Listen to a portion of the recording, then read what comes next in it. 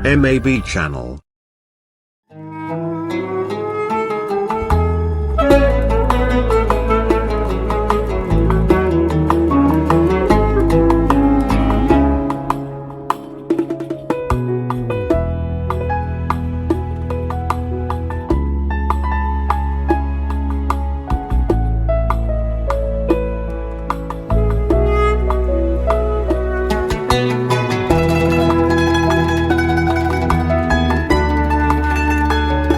Assalamualaikum warahmatullahi wabarakatuh. Bismillahirrahmanirrahim.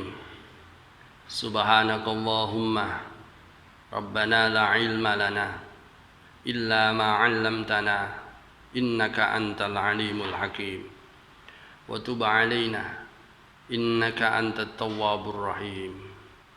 Wa taqabbal minna innaka antas samiul alim. Wa 'allimna min ladunka 'ilman nafi'a ya dzal jalali wal ikram. Allahumma aftah lana hikmataka wanshur 'alaina rahmataka ya dzal jalali wal ikram. Lahumul fatihah. A'udzu billahi minasyaitonir rajim. Bismillahirrahmanirrahim. Alhamdulillahi rabbil alamin. Ar-Rahmanir Rahim. Maliki yaumiddin.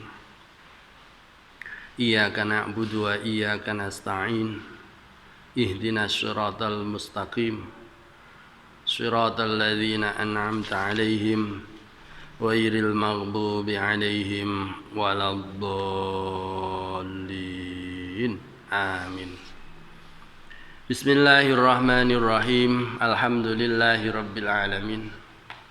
Wassalatu wassalamu 'alal mursalin wa 'ala alihi wa sahbihi ajma'in. Qala al-muallif rahimahullah ta'ala wa nafa'ana bihi wa bi'ulumihi wa amaddana bi asrarihi wa a'ada 'alaina bi barakatihi. Amin ya rabbal alamin. Melanjutkan pembahasan pertemuan yang lalu pada fasal yang nomor 3. Faslun utawi iki kuono fasal siji. Wa makna la ilaha illallah utawi maknane kalimat la ilaha illallah iku la ma'budu bihaqqin, ora ana pangeran kang disembah iku maujud bihaqqin kelawan hak fil wujudi ing dalem wujude illallahu angin Gusti Allah. Pembahasan pada fasal ini menjelaskan tentang arti atau makna dari kalimah thayyibah la ilaha illallah. Arti dari la ilaha illallah adalah la ma'buda bihaqqin fil wujudi illallah. La ilaha itu yang pertama, tidak ada Tuhan. Jadi menafikan seluruh Tuhan yang ada di dunia ini. Tidak ada Tuhan matahari, tidak ada Tuhan dari batu, tidak ada Tuhan dari kayu, tidak ada Tuhan dari yang lain-lainnya. Apalagi Tuhan yang berbentuk manusia. Tidak ada Tuhan. Kemudian setelah menafikan ilah, setelah meniadakan seluruh Tuhan, kemudian menetapkan illallah, kecuali hanya Allah subhanahu wa ta'ala. La ilaha illallah yang dimaksud di situ adalah la ma'budu bihaqqin fil wujudi illallahu. Ay la yastahiqu ayyadhilla lahu kullu syai' illallahu. Tidak ada yang menghaki untuk ayyadhilla lahu kullu syai' yen to andhap asor laha maring apa kullu syai' illallahi kecuali Allah. Tidak ada yang wajib disembah kecuali hanya Allah Subhanahu wa ta'ala. Jadi semuanya dinafikan dengan itu. Kalau ada seseorang masih menyembah kepada selain Allah, itu belum termasuk Islam. Tidak ada yang pantas disembah kecuali Allah Subhanahu wa ta'ala. Cukup makna la ilaha illallah di situ. Tentang masalah faedah dari kalimat thayyibah la ilaha illallah, kalau kita kupas di sini sangat banyak sekali. Kalimat thayyibah la ilaha illallah itu faedahnya sangat banyak sekali. La tuhsa minha.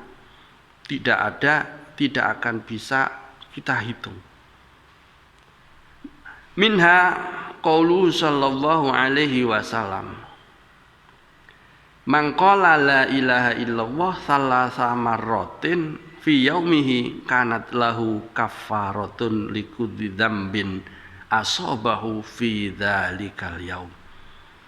Barang siapa mengucapkan kalimat thayyibah la ilaha illallah di hari itu, maka kalimat thayyibah yang dia ucapkan itu menjadi penghapus setiap dosa yang dilakukan pada hari itu.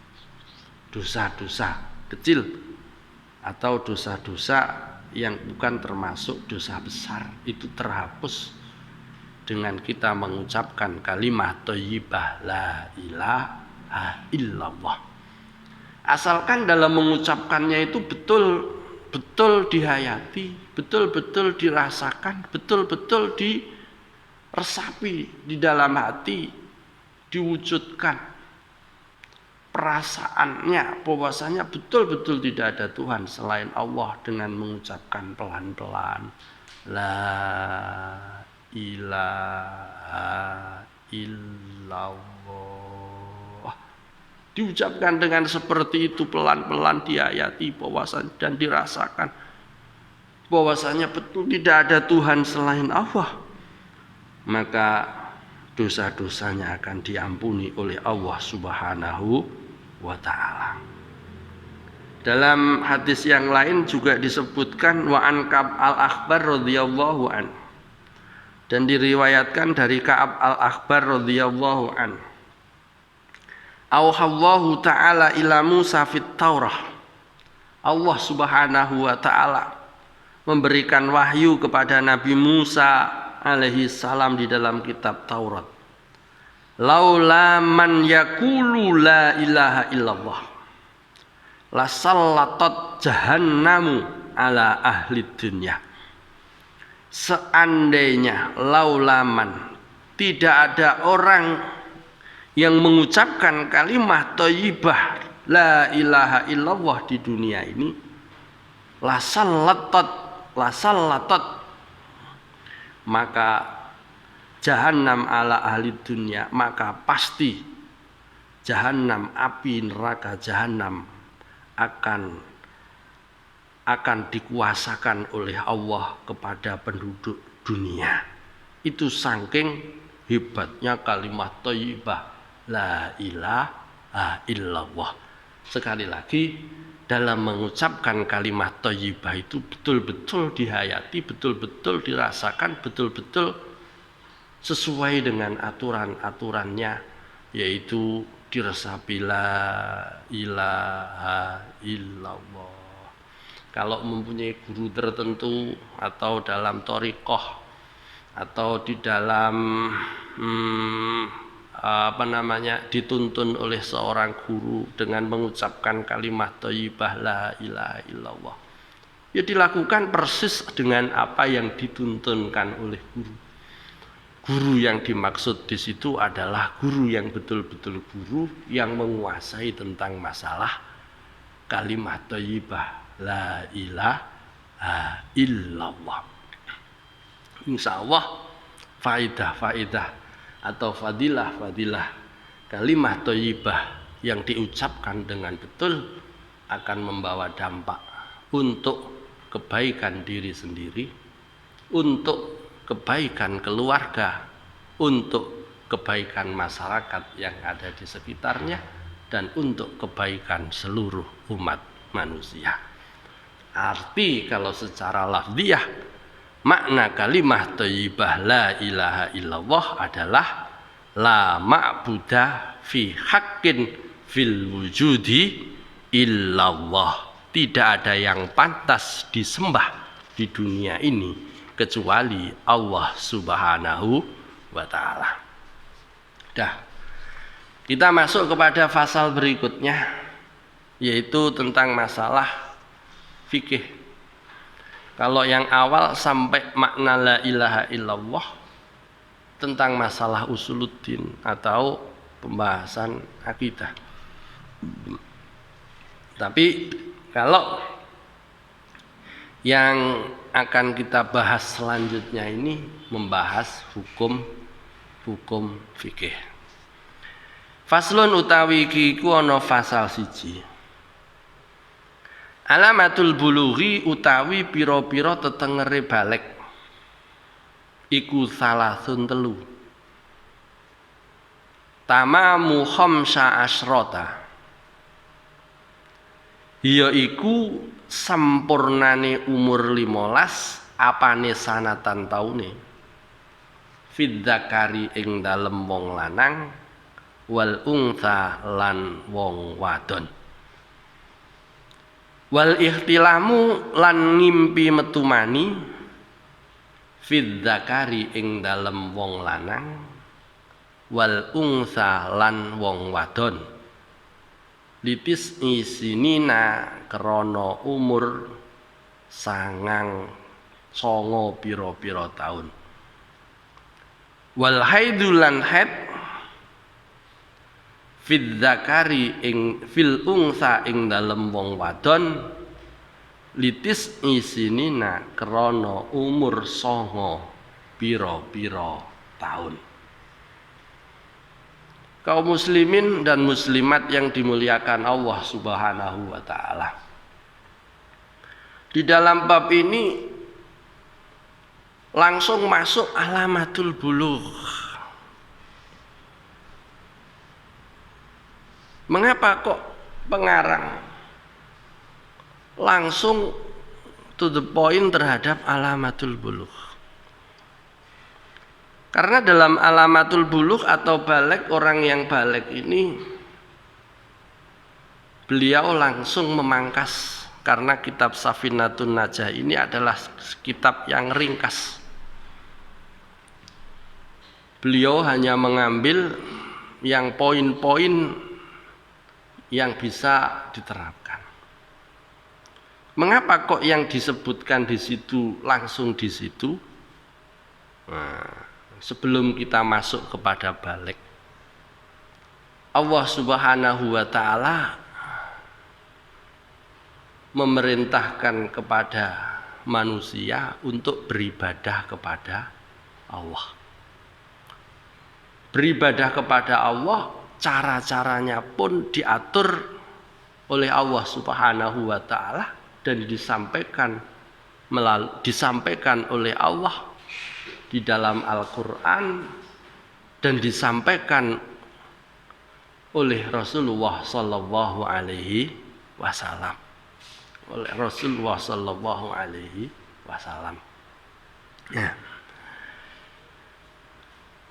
Orang-orang yang terkena khitab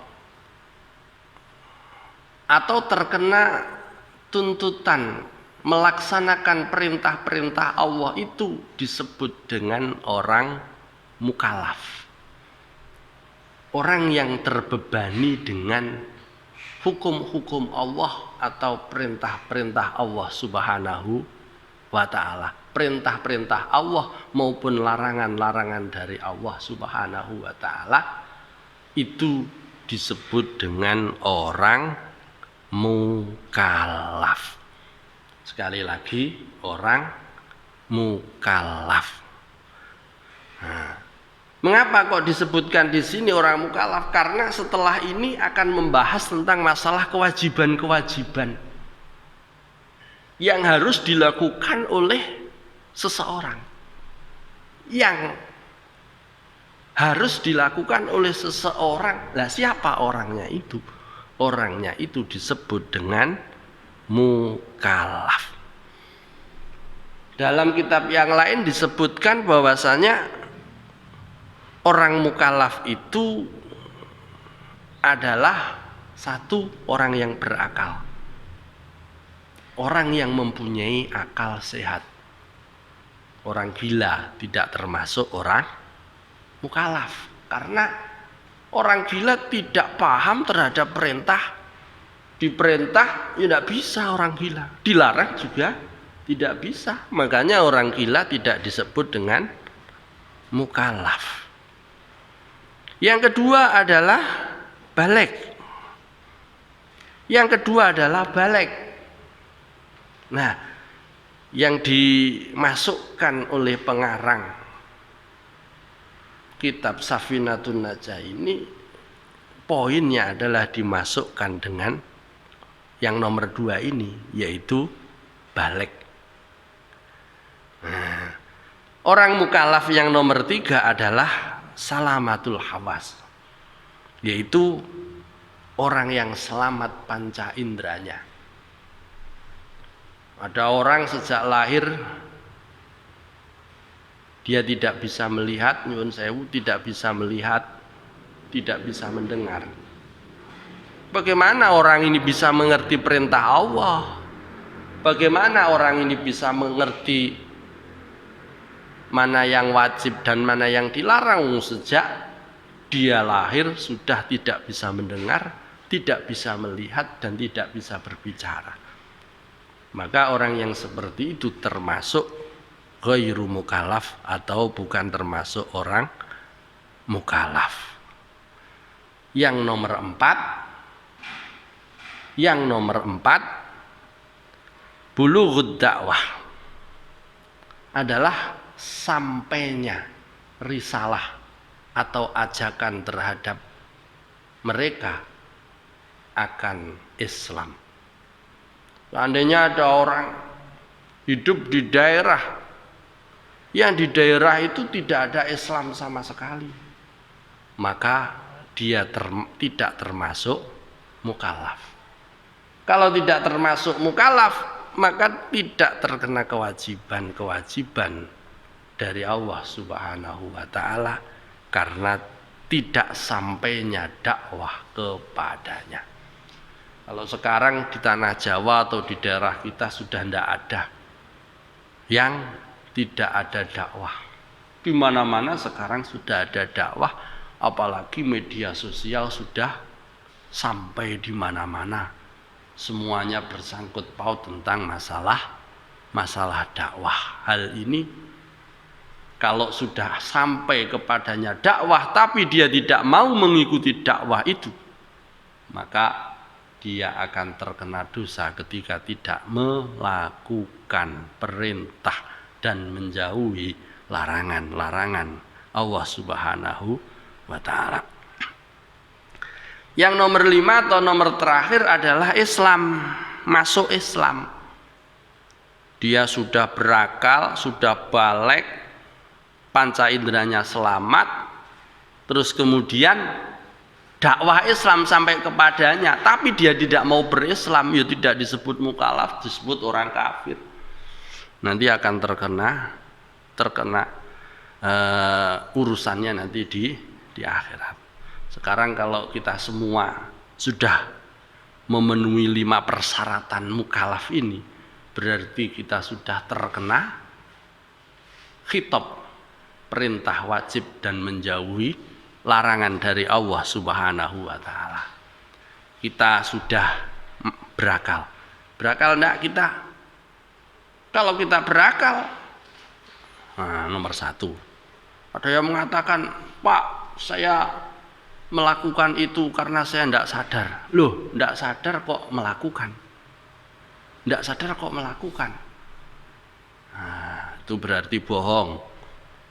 Karena dia mengatakan seperti itu adalah wujud dari dia berakal. Lain halnya, ada orang gila. Nah, ada orang gila. Nah, dia ngamuk. Maka orang gila ini tidak terkena hukum. Tidak terkena hukum karena tidak berakal. Nah, kita masuk kepada teks yang ada di dalam nas kitab tentang masalah balik. Sekali lagi tentang masalah balik. Di dalam kitab Safinatun Najah itu disebutkan tanda-tanda balik itu ada tiga. Satu ditandai dengan umur, nomor dua ditandai dengan ihtilam, nomor tiga ditandai dengan haid. Ada tiga tanda orang balik. Dan orang balik ini nanti akan terkena hukum kewajiban, akan terbebani kewajiban baginya. Ada orang laki-laki di situ tadi disebutkan alamat balik itu ada tiga, yaitu sempurnanya umur 15 tahun untuk laki-laki dan perempuan. Untuk laki-laki dan perempuan sempurnanya umur 15 tahun. Wal ihtilamu fil zakari wal unsa, bermimpi atau mimpi basah untuk laki-laki dan perempuan umur 9 tahun. Umur 9 tahun. Yang khusus untuk wanita adalah haid, yaitu umur 15 tahun. Yang dua itu umum untuk laki-laki dan perempuan. Yang satu khusus untuk wanita. Dimulai dari yang nomor dua dulu, ihtilam. Ihtilam itu mimpi keluar sperma atau keluar mani atau mimpi basah. Ada anak umur 9 tahun. Ada anak umur 9 tahun mimpi basah. Maka anak ini sudah balik, baik laki-laki maupun perempuan. Ada anak umur 9 tahun belum mimpi basah atau belum keluar air mani. Nah, ini kita berbicara seperti ini karena kita berbicara masalah hukum. Kalau berbicara masalah hukum, jangan sampai disalah-salah atau dibuat guyonan-guyonan. Karena ini membicarakan hukum-hukumnya Allah Subhanahu wa Ta'ala.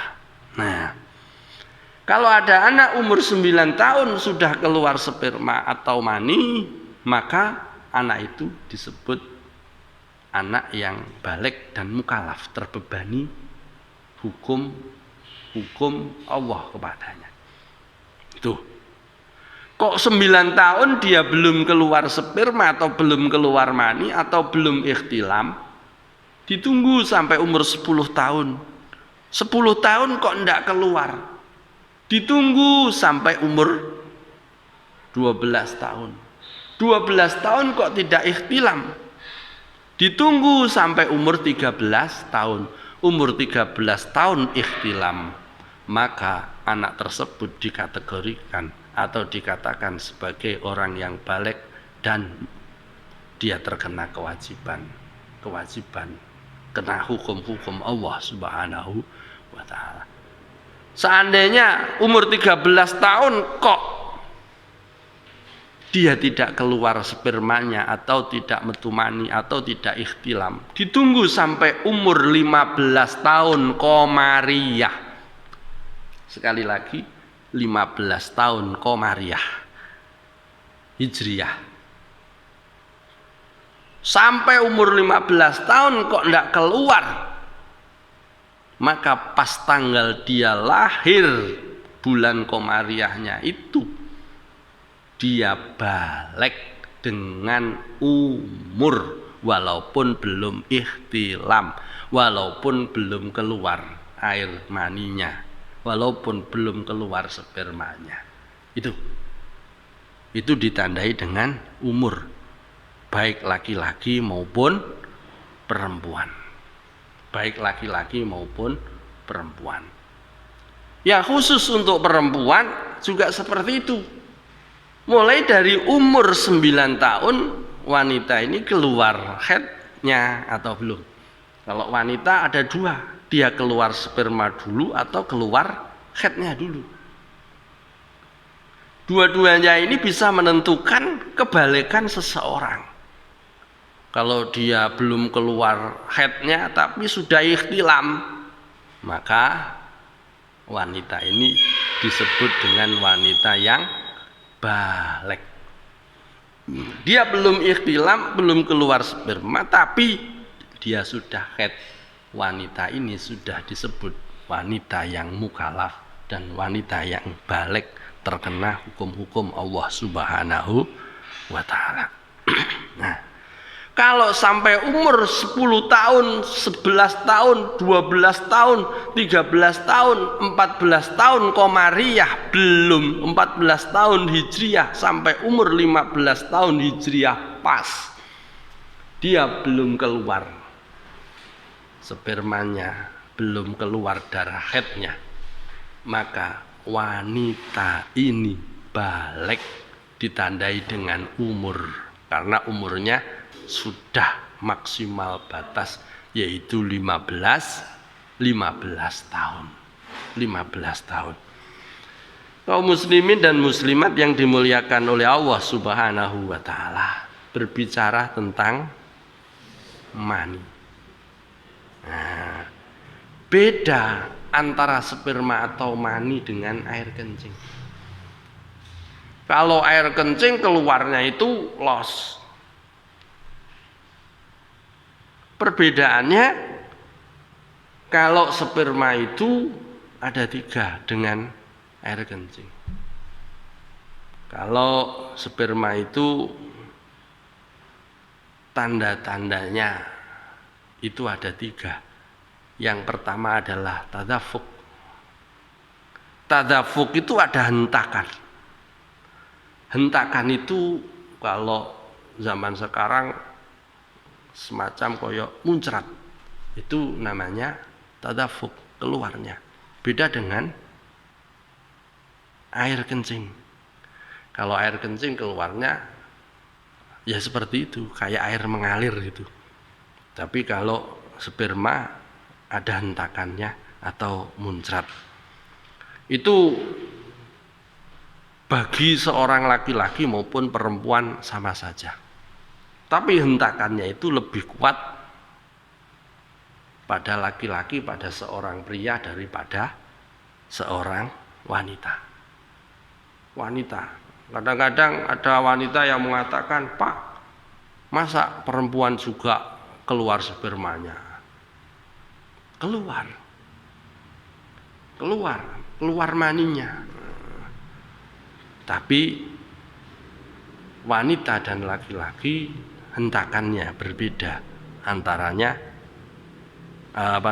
keluarnya dengan laki-laki dan perempuan. Yang nomor 2, ciri-ciri dari mani adalah taladud.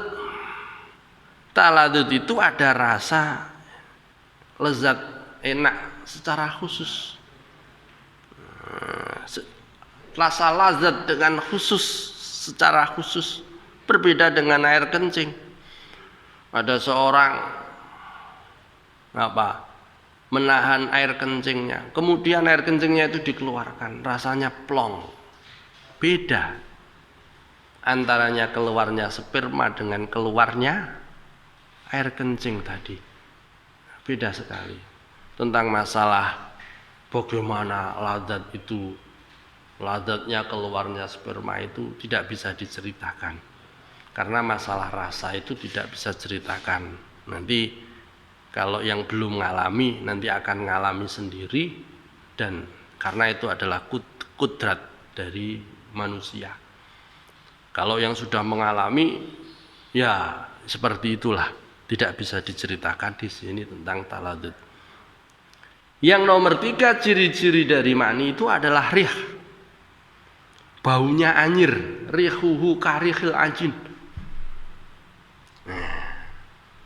Baunya seperti bau anyir. Bau anyir, kalau pengen tahu, seperti baunya putih telur. Kalau kamu ambil putih telur sedikit, kamu gosok-gosok di tangan, kemudian kamu bau. Lah seperti itu baunya sperma. Sama-sama telur itu adalah bakalnya ayam atau yang lainnya. Sperma itu juga bakalnya makhluk, sama bau anyirnya. Atau bau adonan roti. Atau bau adonan roti. Apabila ada orang buat roti, ada roti, kemudian dikasih air yang basah, kemudian rotinya bakal roti itu basah, baunya seperti itu. Itu ciri-ciri dari sperma atau mani. Apabila salah satu dari sifat atau ciri-ciri dari sperma itu ada pada diri seseorang, maka itulah sperma. Kadang-kadang tadafuk saja. Kadang-kadang tadafuk saja. Kadang-kadang taladud saja. Tidak taladud, tidak tadafuk, tapi tiba-tiba di celananya atau di sarungnya atau di apalah itu ada basah-basah. Setelah dibau, oh ini bau anyir. Nah, maka dia wajib mandi besar. Ternyata setelah dibau kok bau pesing. Nah, itu tidak wajib mandi besar. Tapi cukup celananya atau sarungnya yang terkena air tersebut yang dibersihkan, disucikan. Tidak wajib mandi besar. Salah satu. Atau taladud saja tapi tidak tadafuk. Taladud saja tapi tidak tadafuk. Tentang masalah tadafuk ini hati-hati. Kadang-kadang ada orang itu yang mempunyai penyakit keluarnya sperma itu tidak tadafuk dan tidak taladud, bahaya itu. Itu biasanya nyun sewu, biasanya adalah orang yang suka onani maupun suka masturbasi bagi wanita. Itu rasa taladudnya akan hilang dan tadafuknya juga akan hilang, tiba-tiba keluar begitu saja. Nah, makanya di samping hal itu dilarang di dalam agama, juga dalam kesehatan akan sangat berpengaruh sekali. Apabila salah satu dari sifat ini ada pada diri seseorang, apabila keluarnya sperma itu dengan 3 ciri-ciri ini, maka itu adalah sperma. Dan salah satu apabila keluar pertama kali dan umurnya masih di bawah 15 tahun, itu menjadi tanda-tanda balik terhadap anak itu. Nah, itu karena sudah balik maka dia terkena kewajiban-kewajiban untuk menjalankan perintah-perintah Allah Subhanahu wa taala dan menjauhi larangan-larangan dari Allah Subhanahu wa taala. Sekali lagi, tanda balik itu ada 3, yaitu ditandai dengan umur maksimal 15 tahun. Yang nomor 2 ditandai dengan ikhtilam, mimpi basah atau keluarnya sperma baik dengan mimpi maupun dengan yang lainnya. Yang nomor 3 ditandai dengan haid. 3 ini adalah alamat atau tanda-tanda seorang yang balik. Itu saja pertemuan pada kali ini. Mudah-mudahan Allah Subhanahu wa taala memberikan ilmu kepada kita, ilmu yang barokah dan manfaat, dan Allah Subhanahu wa taala memberikan kekuatan kepada kita semua untuk menjalankan ibadah-ibadah yang sempurna di bulan Ramadan ini. Wallahu a'lam bissawab. Rabbi fa'na bi barakatihim wahdinal husna bi hurmatihim wa amitna fi tariqatihim wa mu'afatim minal fitani. Rabbi fa'na bi barakatihim wahdinal husna bi hurmatihim wa amitna fi tariqatihim wa mu'afatim minal fitani. Bismillahirrahmanirrahim. Allahumma inni astaudi'uka ma 'allamtanihi wardudhu ilayya inda hajati ilaihi wa la tunsinihi ya rabbal alamin. Allahumma inni astaudi'uka ma 'allamtanihi wardudhu ilayya inda hajati ilaihi wa la tunsinihi ya rabbal alamin. Allahumma inni astaudi'uka ma 'allamtanihi wardudhu ilayya inda hajati ilaihi wa la tunsinihi ya rabbal alamin. Al-Fatihah.